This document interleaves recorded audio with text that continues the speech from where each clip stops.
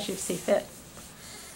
Yeah, I was just talking to Margie about how at the beginning of the year in October I didn't know Clive very well, or any of the kids really, a little bit. But so, you know, to be able to send you a story about something that Clive did and not really knowing what his interests were or anything like that, or really even be able to guess, and then to hear back from you that it could be this or this or this or this was really helpful. Mm-hmm. Well, it's interesting that you say that, you didn't know him that well, because I didn't get the sense from that. I thought, well, these are really interesting questions. You seem to be sort of tapping into finding the one thing that he's sort of intrigued by, or what he's dealing with, which is, in this case, a lot of different issues, that particular story, and about hiding, and about being scared, and a lot of emotions. But I felt like, well, here's this person that's really paying attention and really knows my child, and is really sort of observant about what's going on with them. So yeah, I think this was part of my getting to know him, I think, and you were instrumental in that. Because I was really wondering, like, why is he staring at this one page for so long? And he was laying down and sitting up and standing up, and he went over by the light, and he got the color paddle, and there were all these things in the picture that you noticed were like things from home, like the belly buttons and the shirt over the head, and right.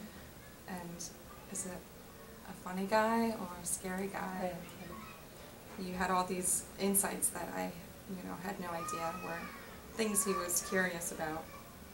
And I think it helped too that he'd seen this also at home at some point as well, and I'd seen him looking at it in the classroom when I dropped him off too. Oh, so that story. Yeah, so I knew that he had sort of been intrigued by it. But what's so fascinating is he went through this phase of, like you said, what's scary, what's friendly, the idea of hiding, and here he fixates on this one kind of image of, absolutely concealing your head and not knowing, what is this figure? Is it a person? Is it? And I love watching these pictures you took of him, trying to make sense of it through putting a light on it and putting it and moving it around the classroom and so forth. This is not the way we think of approaching a book, actually taking the object and trying to relocate it to try and understand what it means and make sense of it. Yeah. Right.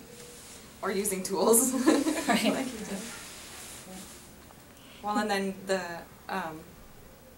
I think the fact that he was trying to make sense of it, and it was about, I think part of it was about, the emotional piece of, is it somebody who's scary, or is it somebody who's funny, which to me sort of translates as figuring out emotion. Yeah. To see him sort of go through that process, and then, with later on with the broken airplane story, and having his monkey talk to the sad little fox in the book. It definitely, I think that with the first story and throughout, you sort of hit on, and I think articulated it better than I could, that just him trying to really make sense of what are emotions, and what is sadness, and why is somebody sad, and like you mentioned earlier, and have talked about with me, what is empathy, like what do I do with somebody, or a picture, or an actual person who's feeling some strong emotion, how do I interact with them? And I think there's been interesting progress around that, but he's definitely seems to be trying to figure that out, through these stories, and obviously in interactions in the class. But it's they in all these cases, it seems to be coming out of the books that he's looking at, and he does read a lot at home too. But the books seem to be a catalyst for figuring them out. Yeah, but then did you read this one yet? That was up on the. I think I did.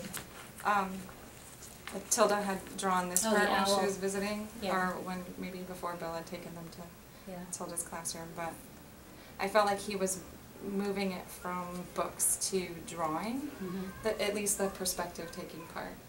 It maybe at this point not about emotion, but the perspective taking for sure, like, just drawing a line of where the owl was going and what the owl was doing and what happened with the owl. I thought that it was pretty cool to see it move from books to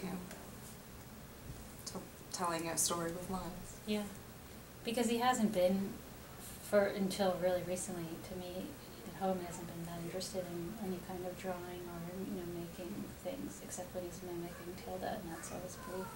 But this, and then the other story with the rocket rainbow in chalk on the ground, is that he's trying to sort of oh, there's this thing out there that I like, a rocket or a robot, and then or an owl, and I can then kind of construct or make the world through myself, through drawing or whatever. I think it's really interesting.